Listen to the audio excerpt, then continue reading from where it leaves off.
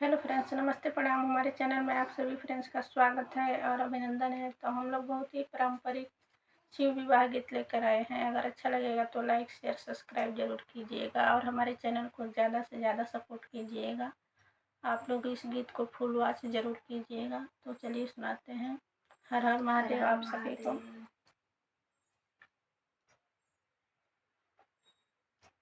कनिया से आवेला जन बाजन अवारू सजन सब लोग।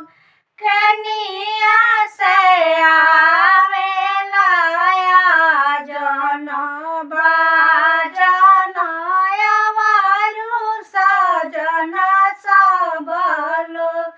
कनिया से आवेले शिवा महादेव महकेला भंगिया धतुर। कनिया से आवेले शिवा महादेव महकेला भंगिया धतुर। पुरुबा से आवेले जन बाजन अवारू सजन सब लोग।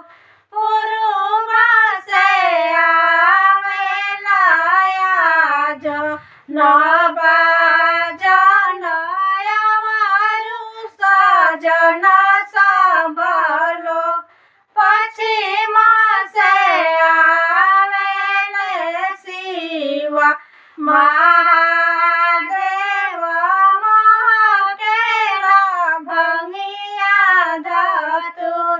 पश्चिम से आवेले शिवा महादेव महकेला भंगिया धतुर। कहवा बैठइबो जन बाजन अवारू सजन सब लोग। कहवा बैठइबो जन बाजन अवारू सजन सब लोग। कहवा बैठइबो शिवा महादेव महकेला भंगिया धतुर। कहवा बैठइबो में शिवा महादेव महकेला भंगिया धतुर। दुआरा बैठइबो जन बाजन अवारू सजन सब लोग। दुआरा बैठइबो जन बाजन अवारू सजन सब लोग। अंगना बैठइबो शिवा महादेव महकेला भंगिया धतुर। अंगना बैठइबो शिवा महादेव महकेला भंगिया धतुर। काई खिलइबो में जन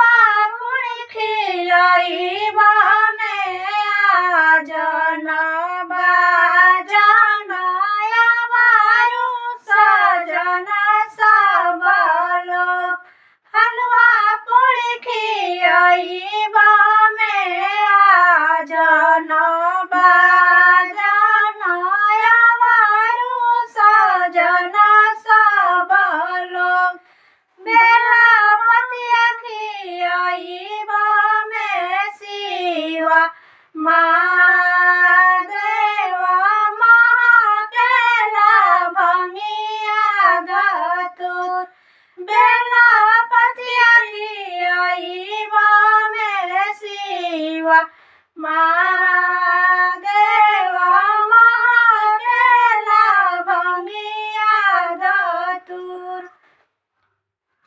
कइले मनइब में आजन बाजन कइले सजन सब लोग कइले मनइब में आजन बाजन कइले सजन सब लोग कइले मनइब में शिवा महादेव महकेला भंगिया धतूर कइले मनइब में शिवा महादेव महकेला भंगिया धतूर मोहरले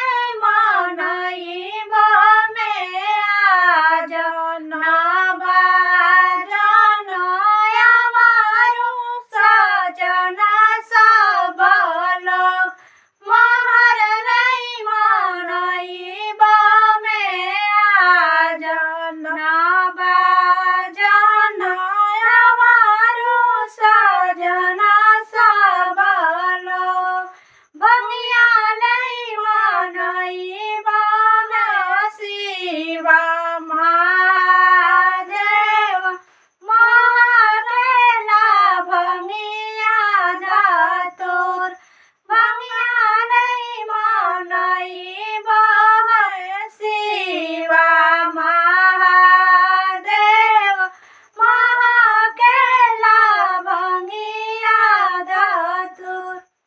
हर हर महादेव। हर हर महादेव।